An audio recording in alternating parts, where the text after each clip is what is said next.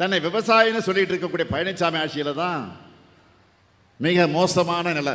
என்ன? 3 வேளாண் சட்டங்களை ஒன்றிய பாஜக அரசு கொண்டு வந்துச்சு.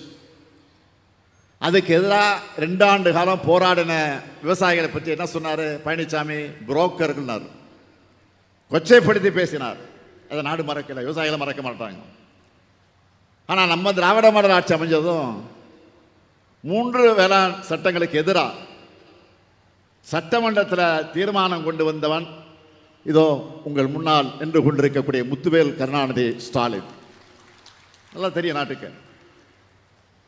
வடகிழக்கு பருவமழை காரணமாக தாழ்வான பகுதிகளை வசிக்கிற மக்கள் மழைநீர் தேங்கி பாதிக்கப்படக்கூடாதுன்னு மக்கள் அச்சமில்லாமல் தங்களுடைய அன்றாட பணிகளை ஈடுபட உதவுற வகையில் அரசு துரிதமாக செயல்பட்டு வருது.